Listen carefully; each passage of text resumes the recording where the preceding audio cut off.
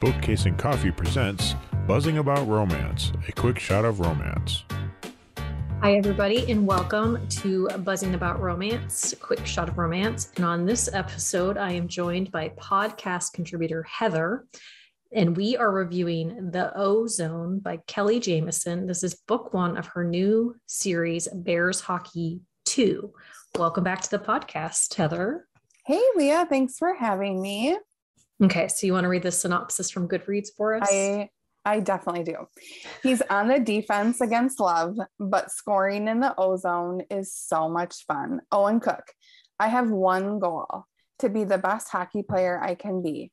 I'm not going to waste the opportunity I have. All my focus is on hockey. I avoid distractions like women and relationships during the hockey season. But when a quirky subway busker asks me on a fake date, somehow I'm intrigued enough to accept. Emerie Ross, I gave up my music dreams to look after my half-sister. I don't want her to feel as alone and neglected as I did after our mother died. But my ex-boyfriend is still trying to win me back, and now my stepfather is helping him. Gah! I'd rather drink bleach than marry Roman Moretti. If they think I'm involved with someone else, maybe they'll give up on that idea. All I need is a man or a date for a party. Owen, when Emerie introduces me to her wicked stepfather, I realize I've made a huge mistake. He's my boss, the man who owns the team I play for, and he's not happy to see me with Emerie. Can you say career-ending move? Emerie, oops, I hate hockey. How was I supposed to know who Owen is? How are we going to keep Vince from trading him away? How am I going to make sure I stay happily unmarried? We're going to have to keep up this pretense, even if it means me going to hockey games. Ugh. Even if it means disrupting Owen's rigid routine, even if it means everything gets a lot more complicated. Okay, so the release date on this is January 4th, 2022. So it is brand new. And tropes are hockey and fake relationship. There really aren't a lot of tropes in this book when you break it down, which is kind of surprising. And then the put out percentage is 42%. So kind of a slow burn, kind of not. Right. It didn't really feel like a slow burn in the book, I will say. Like, it felt perfectly timed. It did, yes. So these two, they've kind of noticed each other in the subway. Because as the book opens, Owen is talking about this busker that he sees, who he likes to watch in a creeper kind of way, because he likes to hide in the shadow and watch her so that she can't see him. And he talks about like this connection that he seems to have like with her music and the way like she is. And then when she's talking to Owen at one point, like she talks about how she always noticed him staring at her, being that creeper. He even said, like, I don't know why I'm drawn to this girl, because she's totally not my normal type of girl. Like, you know what I mean? And so it's very funny, but he's like 6'5" or something. Like, and he's not a small person. He stands out. Like, let's be real. So she's kind of, I think she wants to come across as quirky. She definitely was. Let me first say this. I love this blurb. I think Kelly Jamieson writes a great blurb in the way that she tells such a story, but doesn't really give a lot away. But I would agree. I think that's part of it though. Emerie she's quirky, but her quirks are not a negative. Like, there's so many books where they draw like, people don't like me because of my quirks. Like, hers are just little parts of her personality that just make her very individual and very like Emerie. Yeah. And my heart kind of bled for her, because I think she really only has her sister. So her mom died. First of all, her dad died when she was little. Yeah.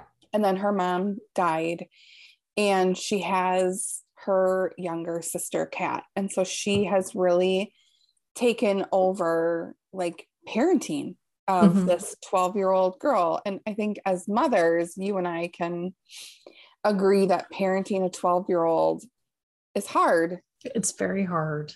And she's trying to balance having her own life and then also providing some stability for her sister. And so she really doesn't have many people in her life. And she really only does things for Kat. Yeah. Well, and I think part of it is too, like, her stepdad is not the best guy. I think he has the potential of being a good guy. And there's a scene towards the end of the book that really, like, it was needed. It was a very much needed scene. And I think it clued him into a lot of things that he kind of was avoiding. But when you read that scene, like, you understand where his headspace is, but at the same time, you're like, you're the adult. Like, you are not a 20-some-year-old kid who is going through this. Like, you are an adult, you are a parent, and you, like, made those choices. But I think with Emerie, like, she's kind of stuck because Vince was like, he was there and he seemed like he cared for her mom, but like, after her mom died, she had Kat. Like, that was like it. And the people that work for the family are good to her and like involved, but she kind of lost herself along the way after she lost her mom, because it's like that was the last true remaining like family for her. Yes. And and then there's Owen, and Owen just made me chuckle. Like, he's very funny. So, but he's funny in like a dad joke kind of way.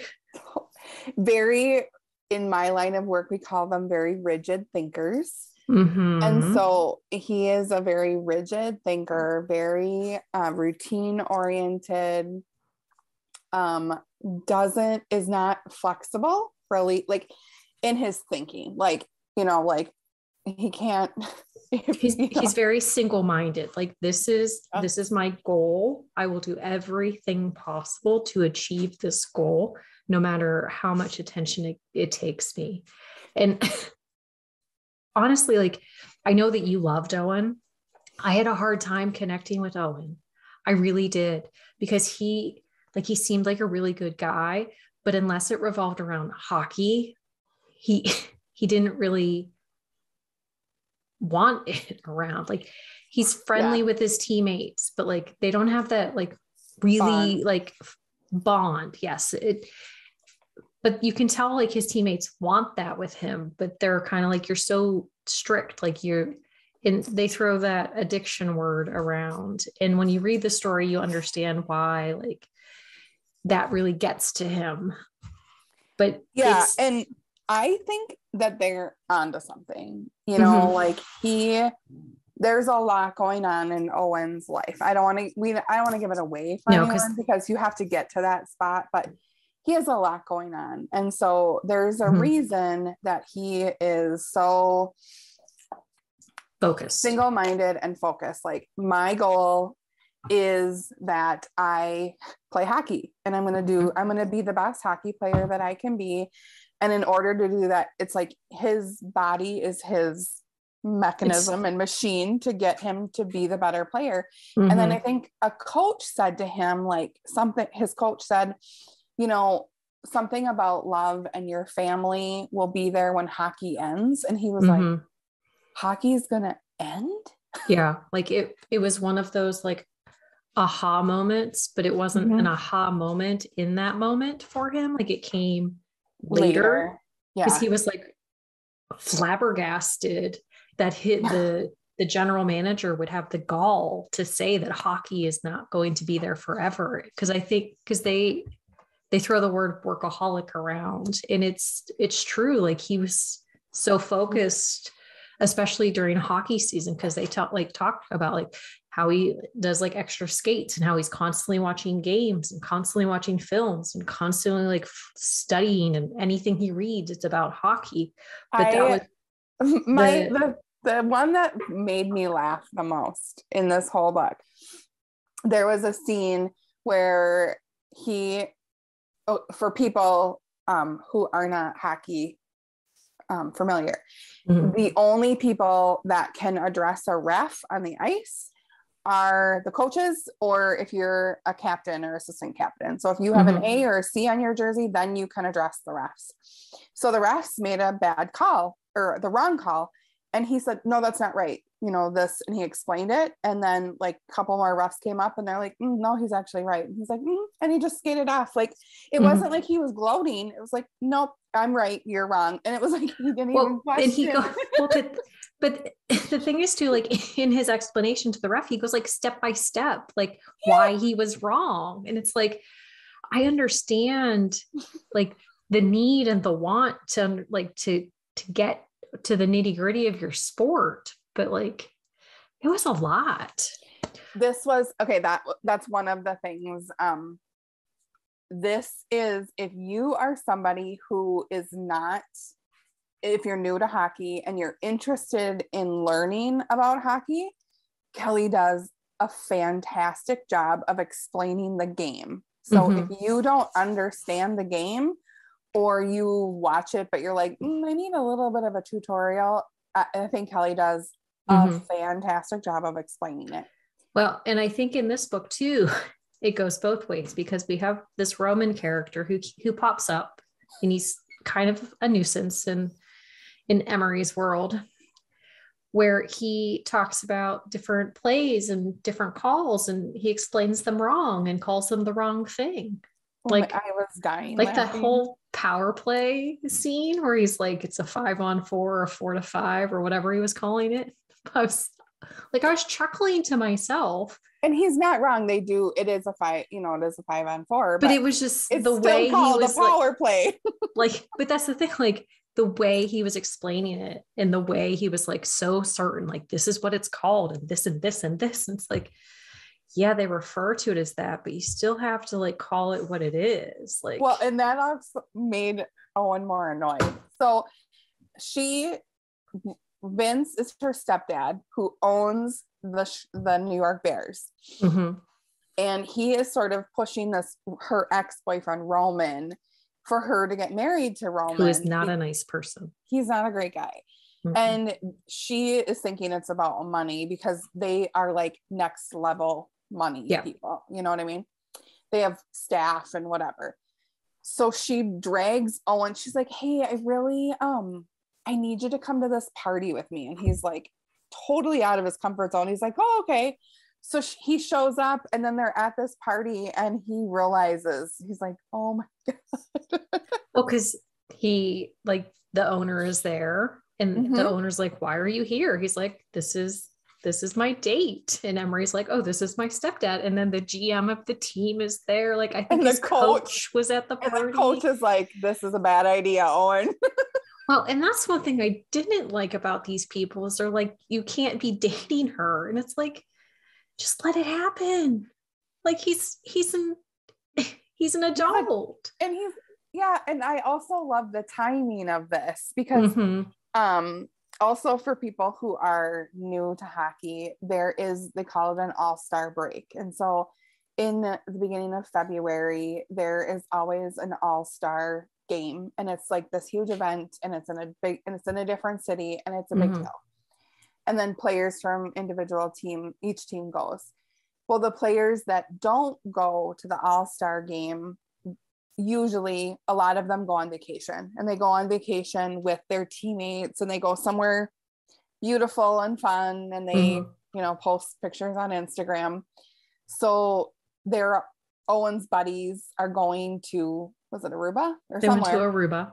Somewhere super nice and warm. And they're like, Emerie, you should come with us. And she's like, and Owen's like, sure. Yeah. Like, but it's funny, but in that moment, because he doesn't usually go with them. Like, he doesn't go on vacations with them. Like, they're constantly like asking him to go, but he doesn't usually go. And the fact that like they invited Emerie, and I think the fact that they kind of pulled her into the fold right away. Like, he had apprehensions about that, because he's like, why are they liking her so much? Like, this is not supposed to be real. Like, right. But then they go to Aruba, and things change. Yeah. But then when she comes home, oh yeah, Vince is a dirty dog. Vince is a dirty dog, and things happen, and the story is progressing, and their relationship and situation is changing. But then Owen is kind of a dirty dog. Yeah, Owen, I wanted to like throat punch him. But in the end, so yes, I was super angry at him, how things went down. And I know he's a fictional character, but he's real to us at the same time. It also needed to happen. And here's why I think this. Because Emerie needed to sort of spread her wings and stand on her own and realize that she is strong enough to do this, that she has skills and talents and abilities to be her own person. And she knew there was a soft landing for her if she needed it. And she had a group of people around her to support her, which is something she had never had in her life. And so for her, she needed that. She did. And I think part of it though is she almost expected what happened to happen. Like, and it wasn't like, yes, because sometimes like her life has not been easy. And so she kind of just expects that anyway, because people have not been there for her. But the way the relationship had been kind of moving forward, but it was going like 3 steps back, like a half a step forward, a few steps back. And like they had really good moments, but the moments were few and far between, like when everything kind of culminated. And so like she kind of was leading towards this ideal that maybe she needed to do something different for herself anyway. They both needed to, their relationship was progressing, even though it was a fake relationship. I think we all knew from the get-go that it wasn't, whatever. They both needed to mature and grow and figure some things out individually on their own so they could come back and be better together. Right. Well, and I think they both kind of needed that reality check of like Owen needed the reality check of he's creating this monster of himself and he needs to learn like his boundaries. And with Emerie, like she needs to, I think with Emerie, like the biggest thing is she needs to learn to speak up for herself, because her and Vince have a confrontation at one point and it really like made a difference. It didn't fix things, but it made a difference. And this confrontation is also something that is overheard by other people. And it makes them realize like maybe they need to look at things a little bit differently as well. Yeah, I think it was it was well paced. It was the pulling in the previous Bears players, but then also introducing us to the next books in the series, which those can like come out tomorrow. I'm cool with that. Well, and one thing I like too is like we have a little tidbit of the 3 characters from the Talk Hockey series, or I don't remember what that series was called. It's the Bears. Yeah. Is it the Bears? Oh, and this is Bears 2. But so the original, like the 3 like Bears who were part of like the bus crash like situation. But you're not overpowered by the supporting characters. Like you have those 3, you have the guys in moments where they're basically interventioning Owen. And then you have the girls who are standing up for Emerie and being like, we're here for you. We don't care about the Owen situation. Like if you're with him, you're with him. If you're not, you're not. Like we are still here for you, which I thought was great. Yep. Oh, I agree. I think it was a really good book. And if you really like hockey romance, then definitely pick this up. And I mean, for me, Kelly Jamieson is always like a pre-order. She is a one-click, like anything that has her name on the cover, I just devour it because I always know it's going to be amazing. Well, and one thing I like is her hockey is right. Yeah, there's no errors in her books about hockey or anything. Nope, she gets it. And it's also like, but she doesn't make it so technical. Like there's not a ton of like hockey jargon where you're like, what does this mean? Like she makes it so it's very understandable for anybody reading. Okay, so question time. Yep. Did you like this book? Yes, obviously, very much so. And I like, I will say I was questioning why she did like a Bears 2 series, and reading this book, it makes sense to me why. And so I think in the end, it will probably make sense to other people. Yeah, I agree. Like I like this one. It was a little bit of a slow start for me, but once they got to the meat of the story, I really enjoyed it. So who would typically like this book? I think if you're a hockey fan, for sure. If you like a team or a family romance, if you like fake relationship, kind of, I feel like that it was a pretty quick read too. Like, yeah, it was. It's not super long, but I like that it gives you. It is one of those books too where it gives you like that small town aspect, but it's not a small town, which I really like too. Yeah, I would agree. Okay, so would you recommend this book? Yes.